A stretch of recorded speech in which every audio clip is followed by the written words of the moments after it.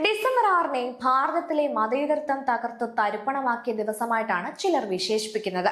ഉസ്ബെക്കിസ്ഥാനിൽ നിന്നും ഇസ്ലാമിക നാമധാരിയായ ബാബർ എന്ന ഗുണ്ടയും സംഘവും അയോധ്യയിലെത്തി അവിടെ നിലനിന്നിരുന്ന രാമക്ഷേത്രം തകർത്ത് കൊള്ളയടിച്ച് തരിപ്പണമാക്കി. അതിനു മുകളിൽ നിർമ്മിച്ച ഒരു കെട്ടിടത്തെ മതേതരത്വത്തിന്റെ തകർച്ചയായി സൂചിപ്പിക്കാൻ നട്ടലില്ലാത്തവർ ബാബറിനെ പുകഴ്ത്തിക്കൊണ്ട് പാട്ടുകളും പരാമർശങ്ങളുമായി സോഷ്യൽ മീഡിയ നിറയ്ക്കുന്നതാണ് ഓരോ ഡിസംബർ 6 ശേഷവും കണ്ടുകൊണ്ടിരിക്കുന്നത്. ബാബർ ചെയ്ത ചെറ്റത്തരങ്ങളെ കുറിച്ച് പറയുമ്പോൾ ഇവിടെ പലർക്കും പൊള്ളുന്നത് ബാബർ തങ്ങളുടെ അപ്പൂപ്പനോ തങ്ങളെല്ലാം അവരുടെ പേരമക്കളോ ആണെന്ന ഭാവചിന്തയിലാണ്. എന്നാൽ ഭാരതീയരുടെ പൂർവികരിൽ ചിലർ മതം മാറി ഇസ്ലാമായി എന്നതൊഴികെ അത്തരത്തിലുള്ള ഒരു ഇസ്ലാമിനും രാമക്ഷേത്രം തകർത്തതിൽ ഒരു പങ്കുമില്ല എന്നതാണ് വാസ്തവം. അതുകൊണ്ട് തന്നെ രാമക്ഷേത്രവുമായി ബന്ധപ്പെട്ട ചരിത്രങ്ങൾ നിരത്തുമ്പോൾ ബാബറിനെ ന്യായീകരിക്കാൻ ഭാരതീയരായ മുസ്ലിങ്ങൾ കഷ്ടപ്പെടേണ്ടതുമില്ല. എന്നാൽ സംഭവിച്ചുകൊണ്ടിരിക്കുന്നത് എന്താണ്? കൊള്ളക്കാരനെ ഭാരതത്തിൽ മതേതരത്തിന് തറക്കല്ലിട്ട മഹത് വ്യക്തിയെ എന്ന പോലെയാണ് ചിലർ ആദരിക്കുന്നത്.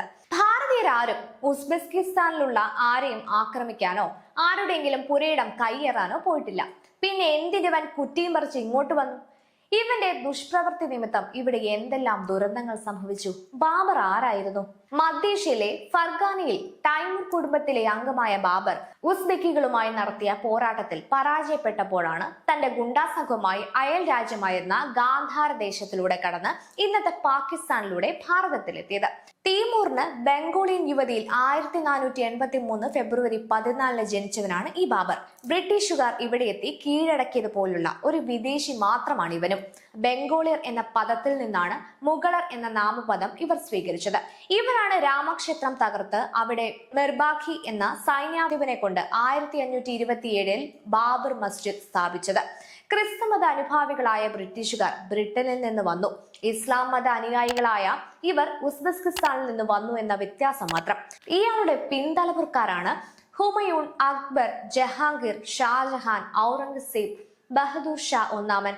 1530 ഡിസംബർ 26 സഹിറുദ്ദീൻ മുഹമ്മദ് എന്ന പേരുള്ള മുഗൾ വംശസ്ഥാപകനായ ബാബർ മരിച്ചത്.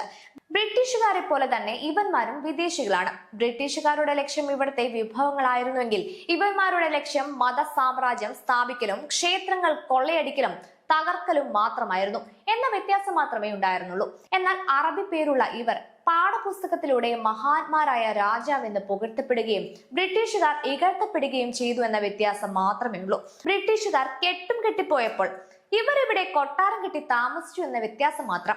നാട്ടിൽ നിന്നും കഴിയാവുന്നത്ര പെറുക്കിയെടുത്തു പോയവർ കൊള്ളക്കാരായും നാടിനകത്ത് കയറി ഇരിപ്പുറപ്പിച്ചവരുടെ സാമ്രാജ്യ സ്ഥാപനത്തിന് ബ്രിട്ടീഷുകാർ തടസ്സമായപ്പോൾ അതിനെതിരെ ബ്രിട്ടീഷുകാർക്കെതിരെ തിരിഞ്ഞതിനെ സ്വാതന്ത്ര്യ സമരമായും ദേശസ്നേഹമായും വ്യാഖ്യാനിക്കപ്പെട്ടു.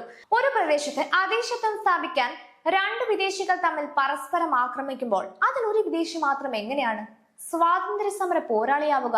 മുഗൾ വംശത്തിന്റെ ജനതകവുമായി പിറന്നു വീണവർക്കും അവരുടെ അനുയായികൾക്കും ജീവിക്കുന്ന രാഷ്ട്രീയത്തെക്കാൾ പ്രാധാന്യം ഇവരെ അനുകൂലിക്കുന്നവരുടെ വോട്ടുകൾക്കും നൽകുന്നവർ മുഗളന്മാരുടെ അപ്പൂപ്പനായ ബാബറിന്റെ ദുഷ്ചെയ്തികളെയും മുഗളന്മാരുടെ ഗുണ്ടായുസങ്ങളെയും ന്യായീകരിക്കേണ്ടി വന്നതിലൂടെ സംഭവിച്ച ദുരന്തമാണ് ഭാരത രാഷ്ട്രീയത്തെ ഏറെ മലിനമാക്കിയത്.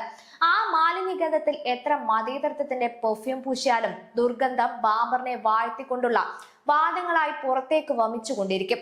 ചുരുക്കി പറഞ്ഞാൽ ബാബർ നടത്തിയ ഈ ക്ഷേത്ര ധ്വംസനത്തെ പല വിധത്തിലും ബാബർ അനുകൂലികൾ ന്യായീകരിച്ചതിന്റെ ഫലമായാണ് ഭാരതത്തിലെ രാഷ്ട്രീയം പോലും മാറി മറിഞ്ഞതും.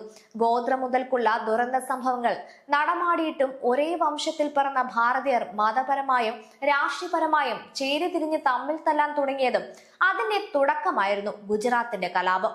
അതിനാൽ ഗുജറാത്ത് കലാപത്തെ കുറിച്ച് മക്കളെ പഠിപ്പിക്കുന്നത് വളരെ നല്ലതായിരിക്കും. പഠനം ആരംഭിക്കേണ്ടത് ഉസ്ബെക്കിസ്ഥാനിൽ നിന്ന് തന്നെ ആയിരിക്കണം. കാരണം ചരിത്രത്തിൽ ഒരിക്കലും മായം കലരരുതല്ലോ. മനുഷ്യരുടെ ജീവൻ നഷ്ടപ്പെട്ടതിനെ ചരിത്രപരമായ വസ്തുതകൾ കൊണ്ട് ഒരിക്കലും ന്യായീകരിക്കാനാവുന്നതല്ല. എങ്കിലും ചരിത്രത്തെ വ്യക്തമായി പുതുതലമുറയിലേക്ക് പകർന്നു നൽകാതെ വികലമായ രീതിയിൽ പകരാനിടയായ കാരണത്താലാണ് എത്രയോ സൗമ്യമായി പരിഹരിക്കാമായിരുന്ന ഈ വിഷയം ഏറെ കലാപകലുഷിതമായത്. ഇത്തരം സത്യങ്ങൾ വ്യക്തമായി പറയുന്നവരെ ചാണകങ്ങളെന്നും വളച്ചൊടിച്ച് ആർക്കും മനസ്സിലാവാത്ത രൂപത്തിൽ പറയുന്നവരെ ബുദ്ധിജീവികൾ എന്നുമാണ് ഇവിടെ വിശേഷിപ്പിക്കാറ്. യുക്തിബദ്ധമായ ഈ സത്യത്തെ യഥാർത്ഥ യുക്തിവാദികൾക്ക് മനസ്സിലാകും. സത്യത്തെ സത്യമായി അംഗീകരിക്കുന്ന മതവിശ്വാസികൾക്കും മനസ്സിലാകും. വോട്ടിനേക്കാൾ മൂല്യം സത്യത്തിന് നൽകുന്ന യഥാർത്ഥ രാഷ്ട്രീയക്കാർക്ക് മനസ്സിലാകും. അല്ലാത്തവർ ബാബറിനെ കുറിച്ച് ഒരക്ഷരമിണ്ടാതെ ഗുജറാത്ത് കലാപത്തെക്കുറിച്ചും ഡിസംബർ 6-നെ കുറിച്ചും മാത്രം പറഞ്ഞുകൊണ്ടേയിരിക്കും. അതുകൊണ്ട് ഗുജറാത്ത് കലാപത്തെ കുറിച്ച് പഠിപ്പിക്കണം. അതിന് കാരണക്കാരായ ബാബറിന്റെ ചരിത്രം അതേ പാഠപുസ്തകത്തിൽ ഉൾപ്പെടുത്തണം. അല്ലാതെ 1992 ഡിസംബർ 6 മുതൽ തുടങ്ങുന്ന ചരിത്രമല്ല മക്കളെ പഠിപ്പിക്കേണ്ടത്.